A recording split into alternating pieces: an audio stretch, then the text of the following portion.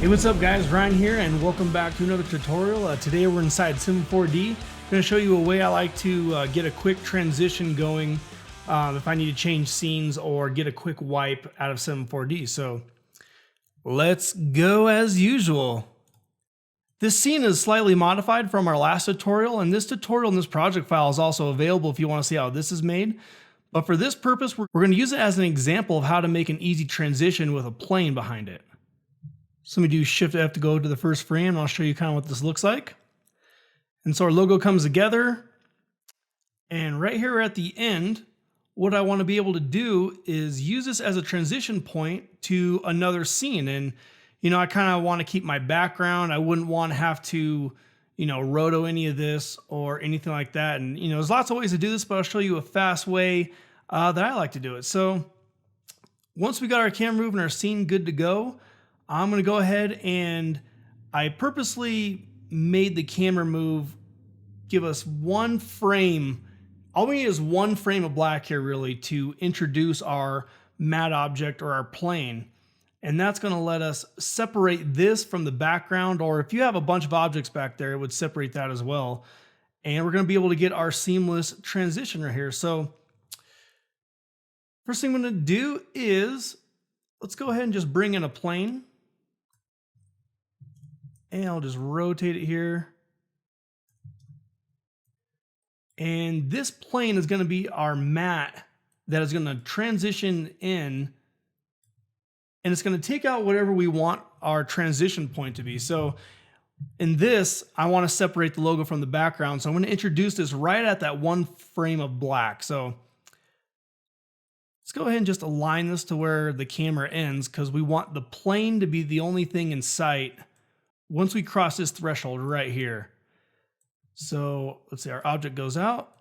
So I'm just going to bring this in. I'm going to start scaling it to make it fill this scene.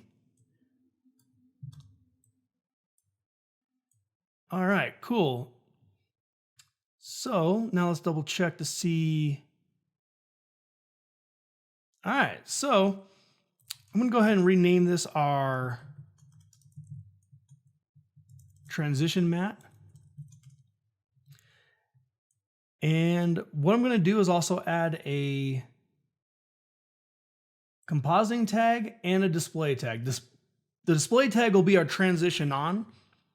So let's go ahead and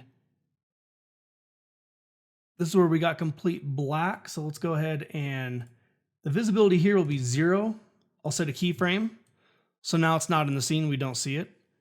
And I'm going to step forward one frame, set this to 100 so it pops back on. And now it's back in the scene. So if I hit render, you know, it's still there. We still see the gray solid. It looks like I need to move it a little bit to cover the full background. So I'm just going to slide that over. And all we want to do is, now that we have our transition on, is let's go to the compositing tag.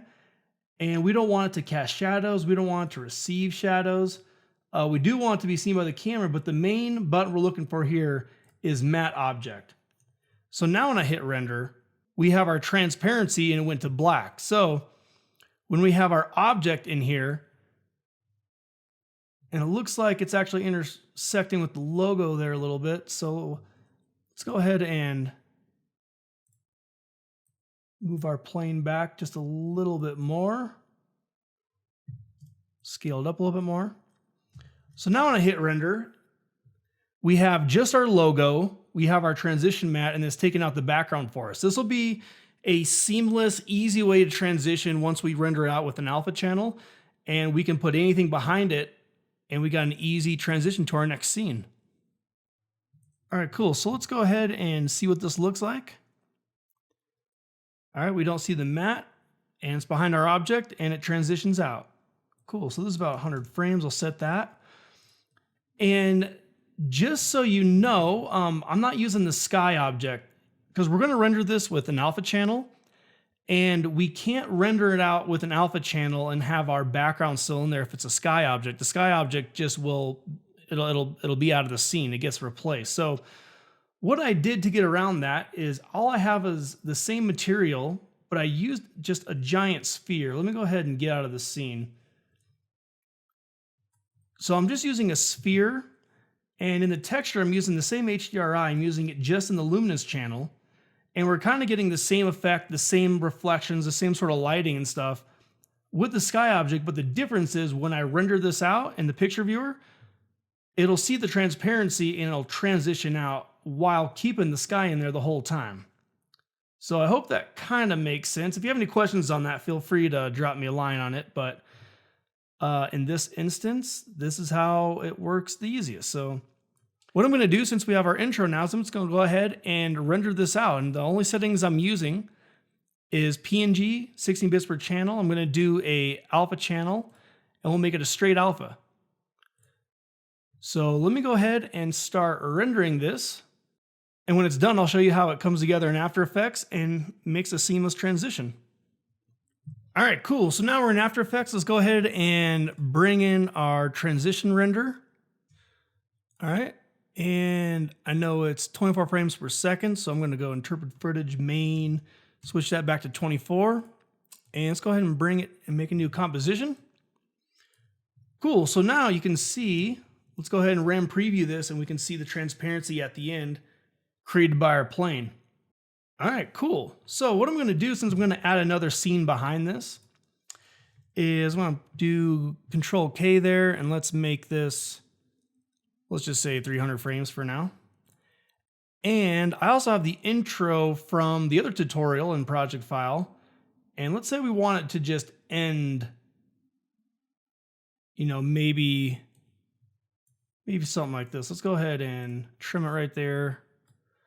Bring it in, and we want it to at least start when we start to see that transparency. So I'll slide it over here, and I'm going to do Control F because this one's actually 1920 by 1080.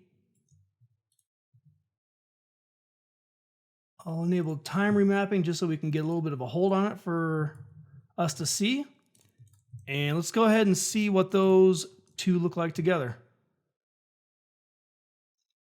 Cool. So, you know, the transition's a little wonky. We'd want to refine that a little bit, but basically the essence of it is there. And if you have a really complicated scene, using mattes as transitions is a great way to get in and out of complicated scenes really easily. All right, cool guys. And so that's just a quick way to use the matte object on a plane there to, you know, get an easy transition out of complicated scenes. Hope that helps. Subscribe for more tutorials next week. If you want that project file or want to see the tutorial of how we made that fractured effect, that's in the channel as well. So yeah, hope that helps, and I'll talk to you guys next time. Cool, so it's really slowing down towards the end there, which is nice. Kind of eases into it a little bit more. All right, cool. So we're almost there. We're doing good.